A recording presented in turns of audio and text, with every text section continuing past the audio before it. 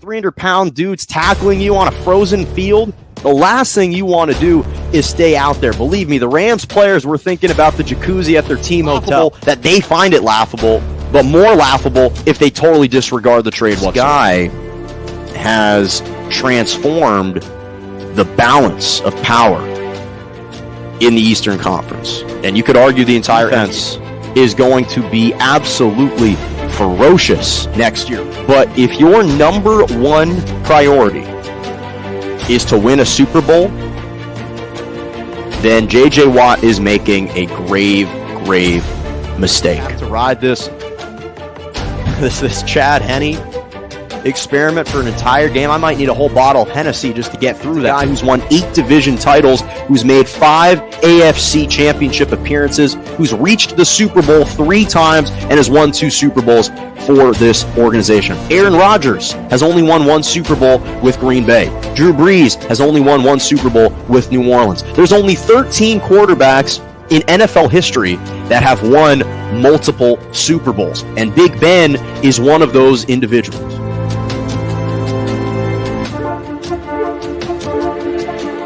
Good morning and welcome to Morning Joe right here on J&J Media Network, Facebook Live, Twitter, and on YouTube. I'm Jonah Malkin with you every single Monday and Wednesday morning, 11 a.m. to 12 p.m. Eastern Standard Time, 10 to 11 Central, and 8 to 9 a.m. Pacific. Some breaking news in the NBA. A lot to unpack in the Boston area with the Boston Celtics. I'm going to touch on that in a little bit. So don't you wait, or don't you worry, rather. You should wait, but don't you worry. I'm going to touch on that in just a moment. Big news, breaking news just a couple minutes ago out of Boston, but we have to start with the NBA playoffs and the Lakers and the Suns. The Phoenix Suns made a statement yesterday and last night, blowing out the defending champs by 30 points, 115 to 85, and they take a 3-2 series lead. This was a statement. This was a monumental statement. And let me first say this. The start to the game obviously set the tone for the rest of the game. But this was not surprising to the start of the game. The start of the game, you knew inside that packed arena, the building was absolutely electric. The atmosphere was incredible. The Suns just released a salvo of offense right from the get-go. Devin Booker scored 18 points in the first quarter. Cameron Payne, all of a sudden, Cameron Payne is the next heralded backup point guard. He drops 10 points in the first quarter, and the Suns were rolling. They blitzed the Lakers right from the jump on a 16-0 run after the Lakers led 10-5. The Lakers played well the first 2 minutes of the game, and then Phoenix took it over. Again, a 16-0 run after the first 2 minutes of the first quarter, and they never looked back. It opened up the floodgates for the remainder of the game, and it was over. And the bottom line is the Phoenix Suns, give credit to them because they played with a desperation and an urgency, and their fan base supported them as if they haven't been to the postseason in the last 11 years, which is the case. They played with more urgency. They brought a ton more effort throughout the entire game. The Lakers came out sharp for the first 2 minutes when they jumped out 8-3 and then 10-5. And then it's as if they released all the air out of their balloon. All the helium was gone. And it just kind of trickled down to the ground and fell softly on the ground. But give credit to the Phoenix Suns. They said, hey, you're not coming into our building after we just took back home court, and we're giving you an opportunity to close this thing out in LA. We're going to make it difficult for you to, at the very least, take this the distance. And so when I look at this game yesterday, basically what the Lakers were saying was they acquiesced to the fact that, hey, we're going to lose game 5. They just caved. They packed it in early in this game and just said, okay, we're going to go back to Staples Center and play game 6 at home, and we're going to try and regroup, perhaps get a healthier Anthony Davis, and try and do this thing one more time in game 7. And that plan is all good and well and dandy. I like that plan if you can actually back it up. And right now, I'm not sure if they can back it up. I would say on the spectrum Am I nervous or not nervous between 1 to 10? Right now, I'm at a 7.5 if you're the Lakers fans, because I do think they'll win game 6 at home, even without Anthony Davis. I think LeBron will muster up a game. But you take a look at last night, and LeBron, he was aggressive for the first 2 minutes. Then he was ice cold on his next 3 shots. And then all of a sudden transformed back into the facilitator that he's been ever since he's been rehabbing from that high ankle sprain. And unfortunately, at this point in the season, and especially last night, that's not the type of LeBron James that the Lakers needed. I know the stats say 24 points and 7 rebounds, 5 assists. 17 of LeBron's 24 points came in the third quarter.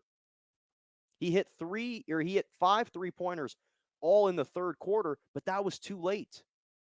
He was trying to be a facilitator early on in the ball game when all those 3-pointers, all that offense was needed earlier on in the game. And again, to the Phoenix Suns' credit, they absolutely were swarming defensively. The biggest difference in the game was the turnovers. Lakers had 16 turnovers. They committed 16 turnovers. The Phoenix Suns committed just 4. And when you look at the support that each team got, almost every single player on the Phoenix Suns scored at least 5 points or more. And I know that doesn't sound like a lot, but what it's used to highlight is that every single player contributed. CP3, yes, he only had 9 points, but he hit a couple big buckets that just really emotionally and psychologically blew open the game on that 3-pointer that increased the deficit to 21. The game just felt totally out of hand at that point. And on the flip side, the Lakers had 2 starters that didn't score a single point. Now, KCP was trying to play some defense. He was rehabbing from that lower extremity, hyperextended leg. So I'm not going to fault him completely for only playing 15 minutes and not giving any points. Dennis Schroeder, hi, Dennis Schroeder. There's a playoff game going on. You want $100 million, and you go 0 for 9 from the floor, 0 for 4 from the three-point line, no free throws. You put up a goose egg in a game of this magnitude. Dennis Schroeder wants to be a really high-paid point guard. He wants a $100 million contract. He declined a 4-year, $84 million contract from the Lakers, which right now seems either appropriate or overpaying for him, given the type of performances that he was putting out.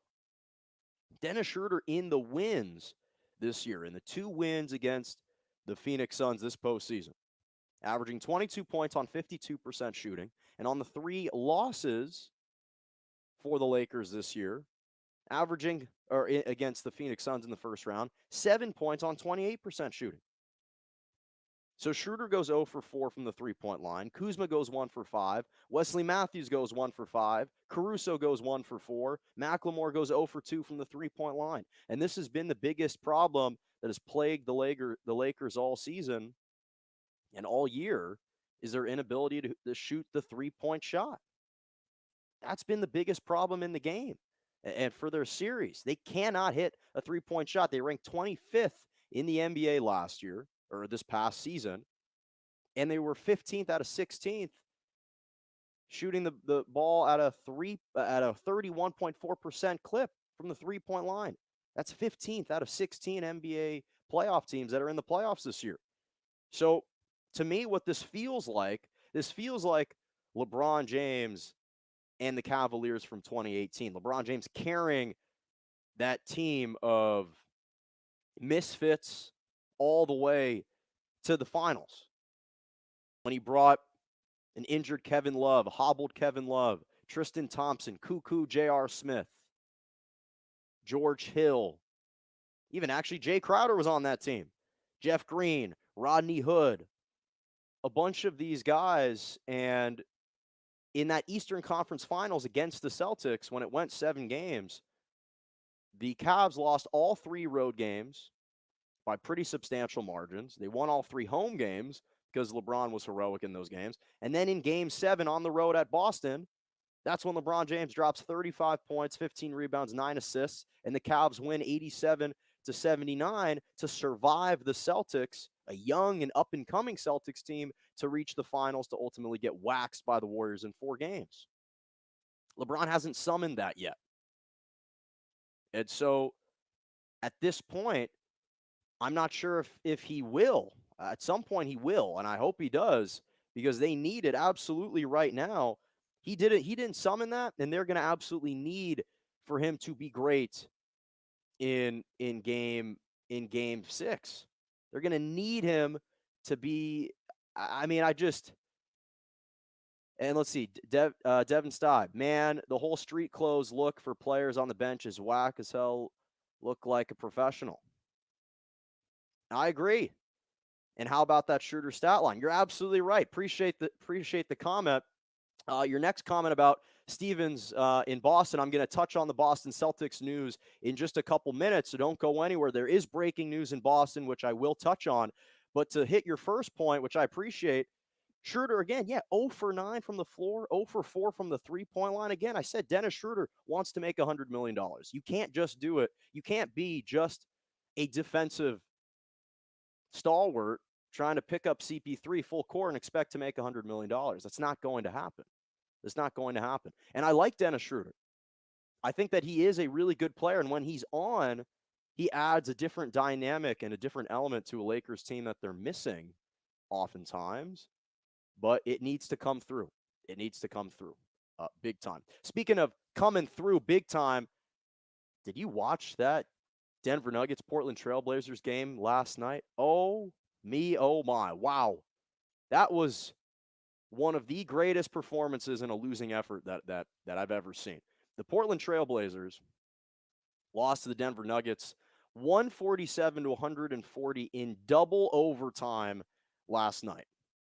But let's be clear, it was not because of Damian Lillard. Damian Lillard absolutely went ballistic. He was in another state, in another element in his bag. He dropped 55 points in the loss yesterday. And first of all, the Trailblazers were down by 22 points with about 8 minutes to go in the second quarter. So it already looked like a dire situation at that point in the game. And then all of a sudden, Damian Lillard starts going off, 55 points, 6 rebounds, 10 assists. But get this, he scored 55 points on 24 shots. He was 17 of 24 from the floor, 12 of 17 from the three-point line. He was absolutely magical yesterday, just sensational. I mean, first of all, he hit 11 points. He hit 4 or 5 shots in the fourth quarter, 11 points, hit that ridiculous step-back three over Michael Porter Jr., who's 6'10". Damian Lillard is probably 6'1", maybe 6'2". Hits that tough three-pointer. First of all, he's fouled on a three-point attempt. They review it. They reverse the call. They don't give him the 3 free throws. Then he comes back, sticks a 3 in Michael Porter Jr.'s face. Clutch shot to send it to overtime. Then in overtime, he also goes 4 or 5 for 11 points and hits a spinning step-back three-pointer over Shaq Harrison to send it into double overtime. The shots that he was hitting were absolutely sensational. Get this, Damian Lillard scored or assisted on 37 of the Portland Trailblazers' 42 points in the fourth quarter. And he scored or assisted on the Blazers' 80 points, which is the most for a playoff game in NBA history. It's tied for the most ever in an NBA playoff game history. And his 55 points are the third most ever in a playoff loss. What this feels like to me, this is the epitome of Jerry West. This must be what Jerry West felt like after losing to the Boston Celtics in 7 games in 1969 when he won the Finals MVP. He lost by 2 points in Game 7, 108 to 106. And he averaged about 38 points a game. And he won the Finals MVP. It was the first time ever that a member of the losing team won the Finals MVP award on a losing effort. Or in 1970, when Jerry West again, and I apologize for Jerry West being the butt end of the stick here. He's a transcendent player. He's the logo. But even in 1970, Game 3 against the Knicks, he hits the half-court shot about 60 feet away, banks it in against the New York Knicks in Game 3 to send it to overtime, and the Lakers end up losing that game and losing that series to the Knicks. tied it at 102. They lost 111 to 108. So this must be what Jerry West is thinking when he's watching this performance from Damian Lillard result in a losing effort. Now, listen, give credit to the Denver Nuggets. Nikola Jokic was fantastic, 38 points, 11 rebounds, 9 assists. Austin Rivers chipped in with 18 points. Michael Porter Jr. hit the game-sealing three-pointer from the corner with 26 points. Monte Morris came off the bench and dropped 28. So the Nuggets were locked in, and give credit to Coach Mike Malone. This was a team that responded after being called out brutally, just a scathing call out from their head coach after getting blown out in Portland in Game 4. They responded and stepped up to the challenge in Game 5 at home.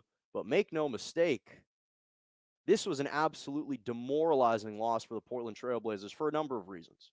Not only do you now waste away his heroics in Damian Lillard. Normally, when you score 55 points on the road, you should win that game.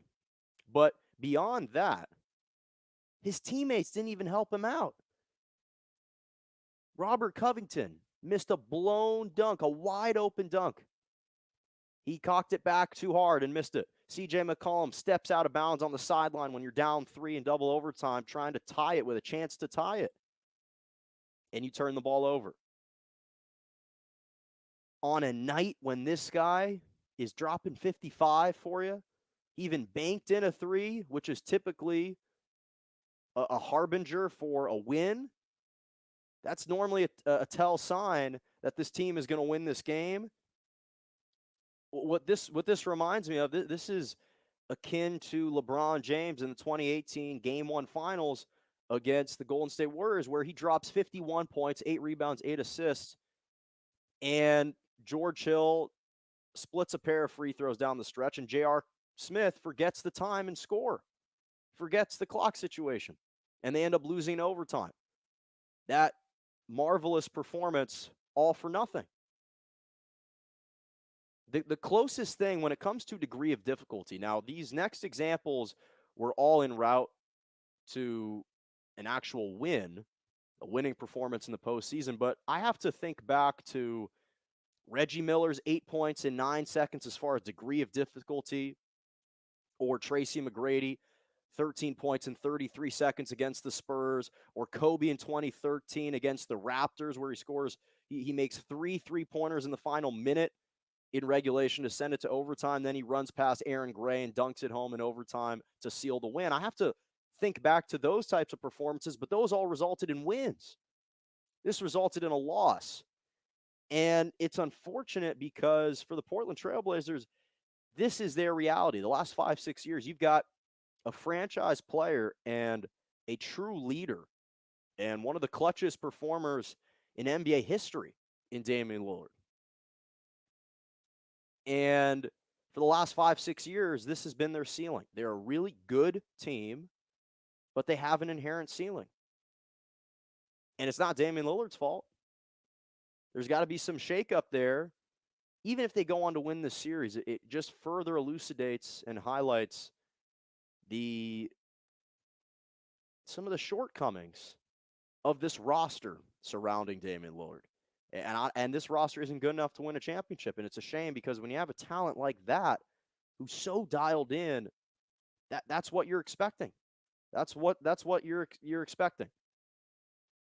So it's just a shame that a performance like that, which was one of the historically great postseason performances, has to go out the window like that. But it is what it is. This was the breaking news. Breaking news out of Boston. Brad Stevens stepping down as the head coach and will replace Danny Ainge as the president of basketball operations. That was announced literally 30 minutes ago, right before I got on air. I went on air. This was the news out of Boston after their first-round playoff exit to the Brooklyn Nets. This is a shattering news for a number of reasons. One, you're talking about a Boston Celtics franchise that has so much history and so many expectations to win. And it was reported by ESPN's Adrian Wojnarowski that Brad Stevens was just a little bit tired of the grueling nature of coaching. He was kind of just being torn down. He was kind of laboring through it and decided that this would be a perfect fit to be the coach, to transition into a front office role. And this is what I would say about Brad Stevens as a head coach. We know that he's been a winner everywhere he's gone. He set NCAA records at Butler, took Butler to the NCAA championship game twice. And yet, when he came to Boston, he's reached the playoffs in his past 7 straight years, 7 consecutive seasons. The Boston Celtics have reached the postseason under Brad Stevens. The only time they missed was in the first season. And in his history, his record as the Boston head coach, 354 and 282. 56% he's won in his games as a head coach in the postseason. This is the big stat. 38 and 40 as a head coach in the postseason. And I think that at some point, what the Celtics were seeing was, and probably what he was seeing was, there's a limit to how far he can lead this Boston Celtics team. And you look out on the at the horizon and what the immediate future in the Eastern Conference will look like, and it is not a pretty sight. If you're the Boston Celtics, you got the Nets that are still there. The Milwaukee Bucks aren't going anywhere. Jason Tatum is fantastic. We know Jaylen Brown got hurt, but Kemba Walker's knees have been a liability, so it's not surprising that they opted for a change, but it is surprising that it was the head coach that now became the president of basketball operations, and Danny Ainge stepped down from that role. So that is major news out of Boston. Huge news out of Boston that we will continue to discuss as the show progresses. Need some more time to process this. This literally happened right when I went on air, and the Celtics clearly needed to go in a different direction. They needed a new voice. They needed someone else, and that's been one of the knocks on Brad Stevens as a head coach, was perhaps his inability to groom and grow and coach superstars. And Jason Tatum has evolved into one. Jaylen Brown is a star in the NBA when healthy. Kemba Walker, unfortunately, it's a shame that the Celtics have kind of run into some buzzsaws the past couple seasons. I think the biggest indictment was last year against the Miami Heat. That was a series that they should have won. And I think that was the season, because you look at Brad Stevens, he has reached the Eastern Conference Finals 3 times, 2017, 2018, and 2020. That's normally pretty good. I mean, those types of appearances normally warrant you staying in your role, but clearly he was a little bit exhausted and exasperated from that job. So we'll see. And speaking of the Milwaukee Bucks, this is going to be a fun second round series, isn't it? Milwaukee and the Brooklyn Nets matching up in the second round. This is going to be the best second round series that we have. And I predicted that the Milwaukee Bucks and the Brooklyn Nets would meet in the second round, or in the Eastern Conference Finals, really. I predicted that they would meet in the Eastern Conference Finals. So I didn't necessarily get it right that they would meet in the second round, but in fairness to me, I even thought that they would reach the Eastern Conference Finals prior to that trade for James Harden. So when it was just Kyrie and KD, I thought the Brooklyn Nets would reach the finals and advance past the Milwaukee Bucks. But now, you look at the Milwaukee Bucks, this is a different team. Obviously, they took 2 of 3 against the Nets in the regular season. But the caveat is James Harden didn't play in those final 2 games. And in the first game that the Bucks actually lost to the Nets, that the Nets won at Barclays Center 125-130, that was James Harden's second game in the NBA with the Brooklyn Nets. Kyrie Irving didn't play. So this is going to be the first time where we see the Brooklyn Nets against the Milwaukee Bucks full squads. The first time the Nets big 3 taking on the Milwaukee Bucks. And this is what I will say about the Milwaukee Bucks.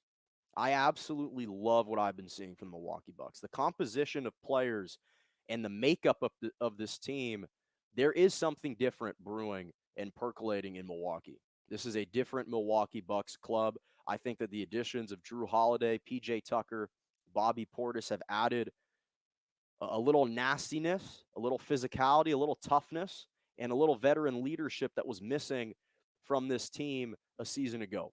I think Drew Holiday, averaging 15.7 rebounds, 10 assists, efficient and consistently delivers for you on both ends of the floor. One of the best two-way guards in the league. Again, PJ Tucker, a veteran staple, provides that brute force. Same thing with Bobby Portis. And I love what I'm seeing out of Giannis. Outside of shooting the free throws, 23.5 points per game, 15 rebounds, and 8 assists. You have Chris Middleton coming up clutch, hitting a buzzer beater to beat Miami in game 1. That's going to go a long way for his confidence. And so I like the complexion of this Milwaukee Bucks team. And the most important thing that they have going for them is they're not afraid of the Brooklyn Nets. They're not afraid of them. They're not intimidated by them. Regardless of the outcome of the series, they're not intimidated by the Brooklyn Nets. But with that being said, because I do think that the Bucks are a much more mentally tough and a mentally stronger team than they were a season ago. With that all being said, I have the Brooklyn Nets winning this in six games. I said it before they made the trade for James Harden. I thought the Brooklyn Nets would beat the Milwaukee Bucks in the Eastern Conference Finals in 6 games, and I'm going to stick to it now. And so the reason is quite simple. And I know that a lot of people like the Milwaukee Bucks, and I do like the Milwaukee Bucks a lot. But the reality is this offense for Brooklyn is so prolific that the biggest reservation I have about the Bucks is not their ability to perhaps defend, because I know that they've been exceptional on the defensive side of the ball, number 1 rated defense in the NBA so far this postseason. But the barrage of three-pointers, the salvo of long-distance missiles that the Nets are going to be aiming in the direction and throwing and unleashing in the direction of the Milwaukee Bucks, I don't know if the Bucks can answer that. I don't know if they have the three-point marksmen to match that. I like Bryn Forbes. Drew Holiday can hit it. Chris Middleton can shoot. Pat Connaughton, yeah, I like that.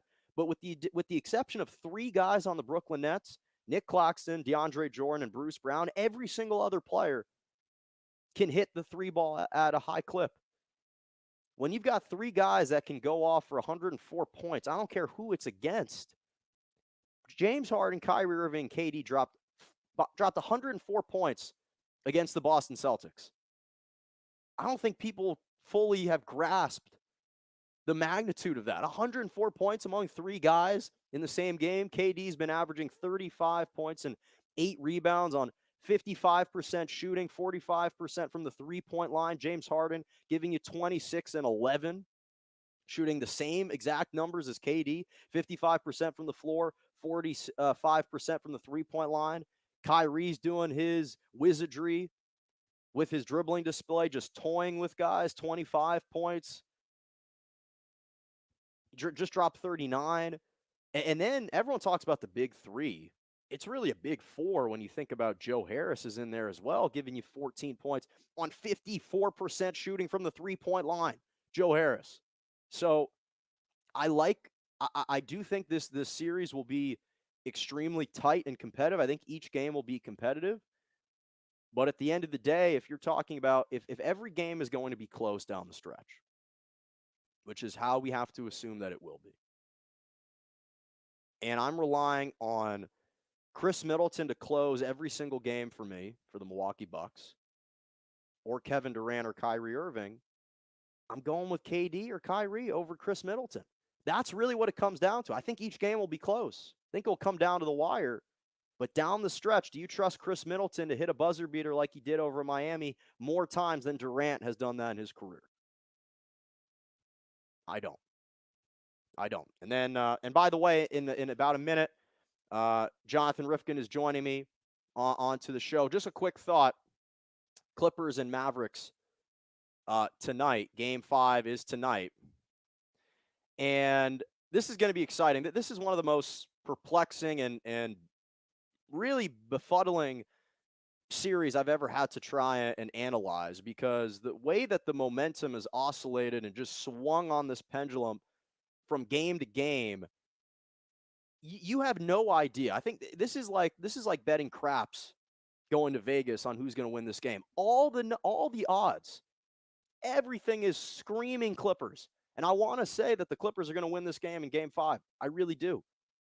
But which team's going to shoot better? Because really that's been the biggest disparity is games 1 and 2. Mavericks came into Staples Center, shot the lights out. They returned to game 3. Game 3 was the one turning point where the Clippers showed their backbone, came back down 19. And then in game 4, Mavericks were ice cold. So I do think tonight the Clippers will take care of business in game 5 and go up 3-2. But I'd be lying if I said I'd be putting money on that game because I have no idea how they're going to come out in that game. And with that, it's my on Yeah, I can hear you. You're a little bit muffled. I don't know what happened there, Jonah. I'm a little bit muffled. Oh, better. No, I hear you. Hey, can you do me a favor? I have a very nitpicky aesthetic request. On my show? Yes. Okay. Can you put us in the zoomed out double boxes? Yeah. I just feel like we both have some like nice aesthetics to us. And now remember, it looks way bigger on viewer screens than it does on ours because we have all the production stuff. I think the thing is you just didn't. By the way, I can hear myself on your end. There we go. I think the big thing is you didn't want people to acknowledge my haircut, which looks stunning. Well, I didn't know that you got a haircut, so I don't know how people. If I don't see it, the people don't see it. But people, I need to tell you something. I came to fight. I came for a war right now because I joined Morning Joe, which, brother, I appreciate it. I can't wait. I'm so excited to be here. It has been a time in the postseason. But I joined Morning Joe, and Jonah was saying that the Brooklyn Nets are going to win in 6, and the way that he evaluates that series is based on who's going to take the last shot, and he would obviously, like, everybody would take the Nets on that last shot. So I'm going to stop there. Jonah, I'll let you finish the introduction, but just know I came for war, man. I came to wage war on you today. All right. Well, listen, I'm not going to start there because that's not the most pressing NBA topic right now. But I do want to start because we were texting about this last night. The Denver Nuggets Portland Trailblazers game. Damian Lillard drops 55 points. Mm-hmm. If you're Neil O'Shea watching that game yesterday, the president of basketball operations for the Portland Trailblazers, I think you have to look at this game and say that this game perfectly encapsulates the ceiling, the inherent ceiling on this team, which is Damian Lillard is absolutely sensational. There's got to be some changes, right? Because if he drops 55 points and you lose in double overtime because Robert Covington missed the dunk and CJ McCollum stepped out of bounds on the sideline, how do you move forward? What did you, first of all, make of Damian Lillard's performance last night and the Blazers' outlook altogether? I mean, Damian's performance last night was, the way that it happened, right? Forcing overtime the way that he did probably made him a top 10, top 15 performer in the postseason at least of our generation. I just really can't think about a player. I mean, Dame and Steph are really the only two players, really since even maybe the Heat with LeBron and Dwayne Wade. Like there were times when that team was clicking, but that was a collective effort. I don't remember an individual performance to carry a team in the postseason. I mean, like I told you over text, since T-Mac did it against the Spurs when he scored 13 in 35 seconds, right? And I actually, Eric, our esteemed friend and my roommate down here, and I went up and watched that T-Mac 13 and 35 after. Dame's performance was more impressive because if you look at the shots that T-Mac hit over Bruce Bowen, we see shots elevated for 3. A little like that shot is more common now in the NBA. So I think it was way more fascinating and exciting at the time.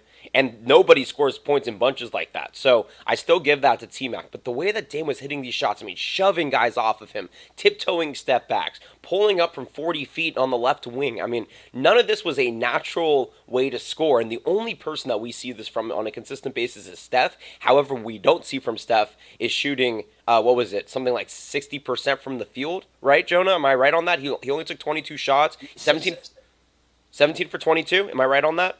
For 24. 17 for 24. I mean, Steph doesn't put in numbers that efficiently, right? So for Dame to put in numbers that efficiently when he's, getting hacked by Austin Rivers and the crowd is booing him. Now, that was a foul.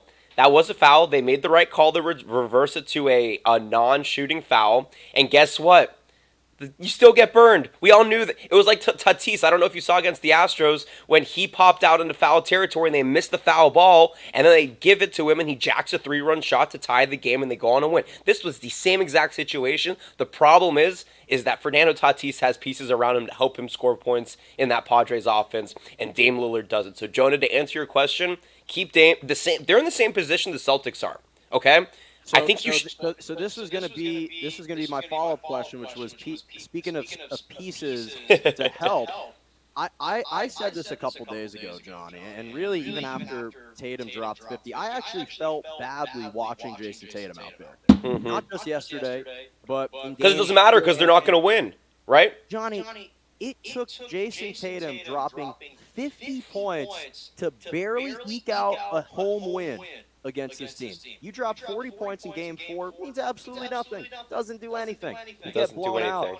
And then the news comes out this morning about Brad Stevens replacing Danny Ainge as the president of basketball operations, stepping down as a head coach. Let me first ask you, what did you make as a Celtics fan watching Jason Tatum do what he was doing with no help, and then reacting to this news with Brad Stevens and Danny Ainge? Yeah. Sure. Let me finish my Portland comp here really quick because I think it sort of leads into what Portland to fully answer your previous question and to transition into the answer on this one. Get rid of everybody in Portland. Keep Enes Kanter, one of the best offensive rebounders in the game. The dude has had 20 games this season, like not consistently, but more consistently than we're seeing from anybody else. And he's honestly pretty good offensively. So I would keep Enes Kanter. I love Nurkic. He fought really hard in that game 4, I believe it was. Last night was game 5. Yeah, so game 4 against Jokic. So he basically neutralized Jokic in the first half of that game 4. So I really like Nurkic. I don't think he's a long-term... I don't think he's any part of their long-term plan anymore because he can't stay healthy.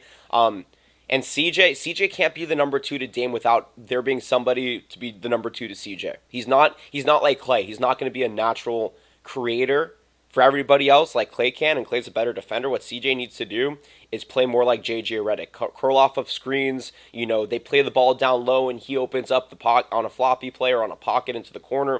He needs to be more dynamic, but the game's not open for him because the rest of the offense just stands there. Melo doesn't do anything until he gets the ball on the high shoulder, right? Nurkic can't really do much besides post up. Enes Kanter is there for offensive putbacks. Norman Powell had a great game 4. Where was he last night, right? There's no consistency from him. And so this team needs more pieces. They need to get rid of everybody, I think. I think everybody's available besides CJ. In my mind, Enes Kanter and probably Dame. Not probably, definitely Dame. And that's what you do. Celtics are in the same situation, Jonah, and I'll get to that here in a moment. But to answer your question on that, yesterday I was asked if I would be surprised if Danny Ainge was not the head coach of the Celtics. And I said, yeah, I'd be pretty surprised. But it wasn't put in the context of, Danny Ainge is going to actually get elevated into a role where he has more basketball decision-making power for the team. And if I was that... Brad Stevens. Sorry, Brad Stevens. Thank you for that correction. If the question that was posed to me was formed is if Brad Stevens was elevated to Danny Ainge's position, president of basketball operations for the Boston Celtics, and Danny Ainge resigned, would you be okay with that? Absolutely. Because Danny and Brad haven't agreed a ton over the past few years. And Brad's been fine. Brad's been very good. Sorry, Danny's been fine. But you could see the way that he approaches situations.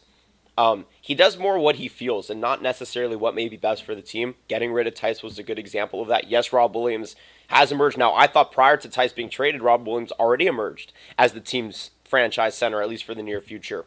And they reaffirmed that by trading away Tice. The problem is that Tice is very different than Rob Williams as a big. And we needed Daniel Tice. And we needed Rob Williams. Who we didn't need was Tristan Thompson this season. Who we didn't need was starting Romeo Langford in game number 5. Yeah, 3-1. Game number 5 against the Brooklyn Nets, right? What we didn't need was having big minutes from Aaron Nesmith in late situations to try and avoid the playing games over the regular season at the end, right? All these little things were built in Like, Brad had to create rotations and lineups with the team that he was given by Danny Ainge. Brad didn't want Daniel Tice to be traded. Danny Ainge didn't listen, right? Prior to that, Brad didn't want Aaron Nesmith. He wanted to draft Desmond Bane. Desmond Bane was phenomenal he has been phenomenal for the Memphis Grizzlies. He may still be playing tonight, right? He wanted to draft Desmond Bane. They drafted Aaron Nesmith. Not a great decision. Peyton Pritchard, fine. Danny Ainge has not been phenomenal in drafts. Jason Tatum was probably the last great draft pick that we got. And this team, this will not be the biggest change on the Celtics this year. It won't be. Jaylen Brown and Jason Tatum are going to stay. I think that we saw our last game by Marcus Smart in a Celtic uniform. I think that we saw... I mean, nobody wants to touch Kemba Walker because his contract is volatile, man. No, he is untradeable. But we have a trade exception, and we can use that exception on basically any contract in the NBA. So we'll see. But we don't want to use it on Kevin Love. We don't want to use it on Danilo Gallinari, right? Those are guys with big contracts that nobody wants. And yeah, it wouldn't cost us any money, but they're not going to do anything for us. So this team right now is kind of screwed. Last night in the post game, I don't know if you listened to the Inside the NBA, Jonah. I know I'm going long about this, but I'm passionate. I don't know if you listened to Inside the NBA, but they started the whole narrative of, Charles brought up, oh, well, I just don't know if Jalen and Jason can play together. Yes, they absolutely freaking can.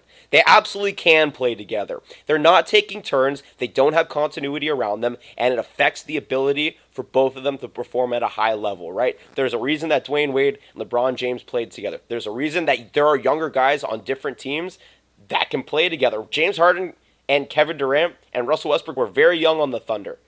I think if they were all maybe 2 or 3 years just more mature individually, that team would have been a championship-winning team. So we see great players who may not necessarily look like they complement each other's games play well all of the time together. So this narrative needs to be dropped. They are both going to be on the Celtics. Everybody else is up in the air. Besides Peyton Pritchard. I think the biggest reason for the ceiling for the Celtics, as you mentioned, is Kemba Walker. I think that the reality is I like Jaylen Brown. I think he and Jason Tatum can go forward, and I think that Jason Tatum did not only prove to me, but I think proved to a lot of other people as well that he can be the number one centerpiece, at least on the offensive side, but I think in general. Well, if he had somebody else, Jonah, if they either had players to put up, some bench guys to put up, 10, 11, 12 points, or had another starter. Happen, but if you could somehow trade for Dame Lillard and pair Dame Lillard with Jason Tatum, now you got something there. I'll give up my entire. I'll personally invest in that trade if they need me to get Dame to Boston. Would you trade Jaylen Brown, Kemba, and Marcus Smart for Dame? I would trade Jason Tatum for Dame. I would give up. Yes, I would. Damian Lillard is the most exciting player in the NBA. We got lost in the Steph narrative because the Warriors were really bad, but Steph ain't doing what we saw last night against the Denver Nuggets. This guy is the coldest MFer. I couldn't stop saying it to Eric last night. He's the coldest MFer in the NBA. And I would take him. He doesn't talk trash too.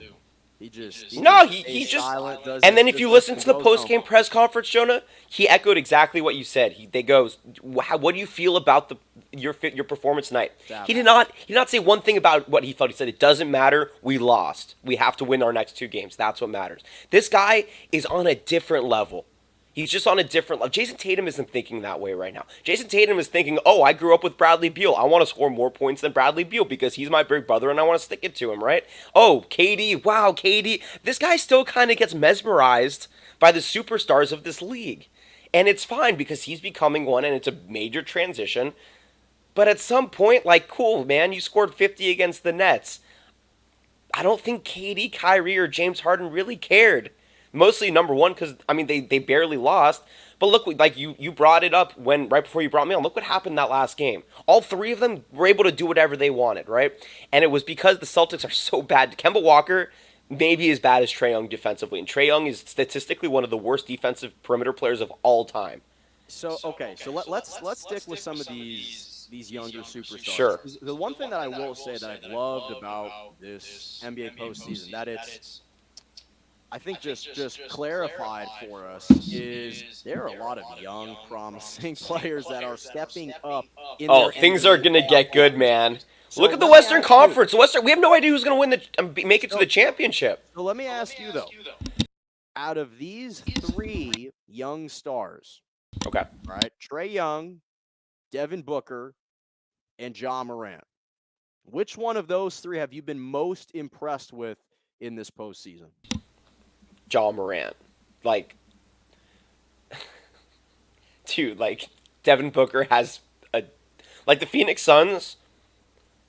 I think there are teams that emulate each other. I think in the NFL it's a little bit easier to make these comps, right? The Chargers are a poor man's version of the Green Bay Packers because they run a similar offense. Aaron Rodgers was just a much better version of is a much better version of Justin Herbert, who will eventually get to that point. Probably like Devonta Adams. You can argue maybe is a step above Keenan Allen. Like they have the backfield split. Like there are teams that, and again, the comp is easier in football, but in basketball also there are teams that play similarly to each other, that have similar identities. And to me, like Memphis felt like the quote poor man's Phoenix Suns, right? Very young, not a lot of talent in the postseason. You bring in a vet like Valanciunas for Memphis, who has the most postseason experience, or you bring in Chris Paul for Phoenix. Obviously, I'm not comparing them and the impacts that they have on their team. I'm just talking about veteran leadership and postseason experience that you need on a young team. But Devin Booker is on the Phoenix Suns, man. And honestly, I'm probably more impressed with what I'm seeing out of campaign in Phoenix than what I am with Devin Booker. Because Devin Booker, he's also been a kind of streaky. And I'm a little bit disappointed in the lack of consistency, especially because KCP has been out. And there's not really, he's getting double teamed. Okay, so go get me 10 assists. What are you going to do? He takes bad shots. He makes bad decisions sometimes. He's still trying to learn. And when Chris Paul's not out there, he can't create. So I'm not that impressed with Devin Booker. I'm very happy with the Phoenix Suns, and I'm happy. Let me tell you, Jonah, campaign went to Murray State also. I love to see, the Murray State guards out there this postseason. He went to Murray State. He graduated in 2015. This guy has been, people don't realize he's been in the league for, he was a rookie he was in the G League for 3 years. And now he's finally getting an opportunity off the bench, and he's been my favorite bench performer this season. I will tell you that I've been so impressed with campaign. At the end of every game, he's put the team up, minus last night because he didn't need to be out there for the last 3 quarters. But yeah. But so John Morant has just been unbelievable. And I will tip my hat to Dylan Brooks. Not because he's an Oregon Duck, but because that is why you will tip your hat. Well, no, I'm tipping my cap to. He's been playing really well. He's a big reason why they've been in this games. And when he's been in foul trouble for 2 of them, that's when they've gone down. He comes back and he's electric. He plays mad, and he's a phenomenal 3-and-D, or he's turning into a phenomenal 3-and-D guy. Still, he's kind of had the Tony Allen presence that you remember on the old Memphis days. That's what he brings to the table, and he works with offense though. He does, and that's why he's an asset. Right, well, so he works with Tony Allen on his perimeter, on his defense and on his intensity, right? Obviously, offensively, maybe maybe Tony Allen knows what to do offensively. Maybe he's just physically incapable of doing it. Dylan Brooks on offense. Well, I don't know if you remember when Tony Allen broke his leg when he was on the Celtics. There was a whistle to blow the play dead, and he thought it would be fun to just do a windmill dunk anyways, and he did it, and he fell and he broke his leg, and he was out for the season. It's stuff like that. This is why Tony Allen shouldn't ever shoot or dunk or layup. But okay, final minute. Okay. Right. What about the Bucks? I haven't argued with you about the Bucks Nets. Okay, quick thing. Clippers Mavericks tonight, Game 5. Who do you like? Clippers don't lose another game in this series. If I had Charles Barkley's guaranteed button, I would push it right now. All right, and finally, Bucks and Nets. Make your case for the Bucks right now. This is a very different Bucks team than it was last year. I know you talked about how you're not worried about their defense. You're worried about their offense and putting up as many points as Brooklyn. Okay, so Brooklyn played a Boston Celtic team who was statistically worse than the Miami Heat. They put up 118 points per game this postseason, and they played 4 games. The Nets played 1 more game against a team that was the Nets, put up 123 points. The Milwaukee Bucks played 1 fewer game, so the sample size is a little bit smaller against a better defending team statistically this season in the Miami Heat, and averaged 118 points per game. So the offense was there, man. 118 points in a postseason game. If you look at these Western Conference games, they're pretty low scoring, right? If you look at some of the I think the Philadelphia was the last Philadelphia game. It's a little bit lower. Like some of these games, man, except for the Portland. I mean, Portland Denver double OT 146 143 is a different story. But like we've seen some pretty low scoring games this season or this postseason, and that's because defense has been playing a big part for a lot of these teams. Milwaukee is the epitome of the perfect postseason defense. Drew Holiday is the best perimeter defender in the NBA, and right now there's literally no statistic that proves that fact otherwise. There just isn't. He is so dominant defensively, and it starts at the back, right? When you play for possession in soccer, typically your offensive attack starts with the defensive third, right? And it works its way forward. That's how Milwaukee works. They work with the defense first, and they let their defense either turn into transition points where you can't double or triple Giannis, or you get Drew Holiday, DiVincenzo. I know he's out, but they still have depth. Benny Forbes is playing well. Jeff Teague is playing well. Pat Connaughton is playing well. Like they still have three-point shooters in transition that can hit. And then at the end of the game, I know you're talking about do you trust Chris Middleton? I don't know if it has to be Chris Middleton. Just throw the ball into Giannis. If they need a three, the double's going to come anyways. You kick it out, and then they have a string of three-point shooters, including Brook Lopez, who's basically just Marc Gasol 2.0 standing at the top of the key every single possession now. Like, all of these guys, and Bobby Portis, all these guys can make shots. I am not worried about Brooklyn competing in the series. I think it's going to go 7. If Brooklyn wins, it's going to be super, super close. But I think Milwaukee is going to make this one probably the best series of the postseason. Well, let me say that, first of all, I would love to see the Milwaukee Bucks win. I got tons of friends that live in Milwaukee. I'd love to see it happen. And I really like that because you've started to call a couple soccer games recently. You're trying to trickle that in. You thought that was going to slip right past me. No! No, you didn't know anything about I said it. I said it because I knew you would resonate. I was trying to impress you. You did. Okay, good. So my mission was accomplished. All right, Johnny. We got to run. Thank you so much for joining me, and we're going to catch up soon. I'm going to bring you back on midway through. We need a whole hour to ourselves, man. We need to go at it for. We have some unresolved tension we need to let out in morning, Joe. Yes. All right, brother. Have a good morning. All Thanks. Right, thank you so much for joining me. That's John. Anytime. All right. Always fun to have him on as the guest. All right. Final topic, and then my Malkin's moments. Big Ben Roethlisberger. Came out, made some interesting comments yesterday saying that it was his idea to take the pay cut that kind of aided his return in Pittsburgh. And that he felt it was necessary on his end to take that pay cut. Well, let me first just say this to Big Ben. I appreciate the gesture from Big Ben, but yeah, no kidding. This was your idea. The Pittsburgh Steelers weren't going to bring him back if this wasn't his idea. They were supposed to owe him $41 million. He was willing to shed about 30 or 35 million or something off of his salary so he could make this work. The reality is, it's not that Big Ben was that terrible last season. He threw for 3,800 yards, 65% completion percentage, 33 touchdowns, 10 interceptions. It's not that he was awful. But he kind of just depreciated over the course of the season. He just wasn't very good, and his contract and his level of play didn't justify and didn't warrant that type of contract. Because this was a guy who, first of all, completed his fewest yards gained per completion in his 17 years in the NFL. This was a guy whose team started 11-0. They lost 3 out of their last 4 games. And in those 3 losses, he averaged a QBR of 38. You can't do that if you're Big Ben. And his inability to hit the long ball was one of their biggest deficiencies last season for the Pittsburgh Steelers. This was a guy who could not connect on the long ball. When you look at passes downfield, right, which was at least 20-plus yards or more, he ranked 30th out of qualified quarterbacks as a starter. On passes 20-plus yards or more, he completed only 29% of those passes was Big Ben. So the defense was kind of carrying this team for the majority of the season. Then Bud Dupree tears his ACL, and it takes a step back. So when I look at this situation in Pittsburgh, yeah, no kidding. You had to aid the Pittsburgh Steelers. Because if you weren't going to be taking that pay cut, you wouldn't have returned to the team. And it's true that he was recovering from the elbow injury and they kind of restructured that elbow.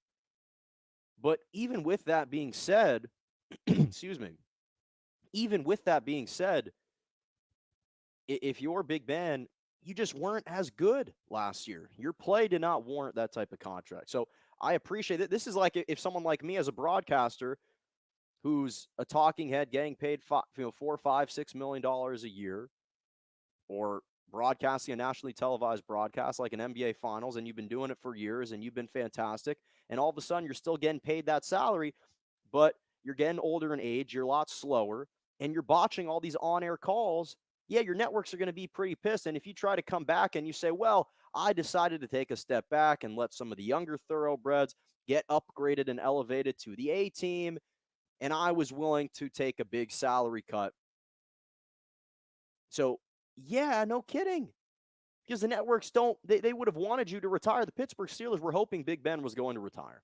And he said, oh, April Fool's Day, I'm coming back.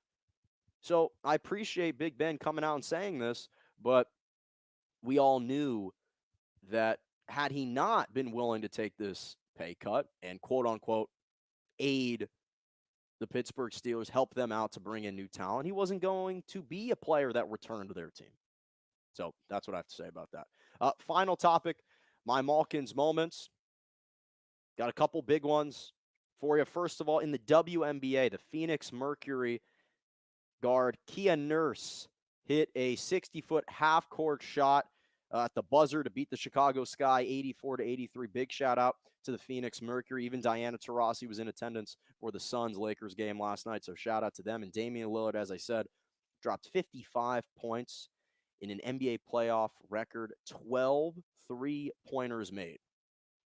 The record that he broke was when Klay Thompson hit 11 three-pointers against OKC in Game 6 of the 2016 Western Conference Finals. In fact, Lillard has 3 career game-tying or go-ahead threes inside the final 5 seconds of the fourth quarter in overtime. He tied Reggie Miller for the most over the past 25 seasons. In fact, over the last 25 seasons, Damian Lillard is the first player in the past 25 seasons with multiple game-tying threes in the last 10 seconds of the fourth quarter or overtime of a playoff game.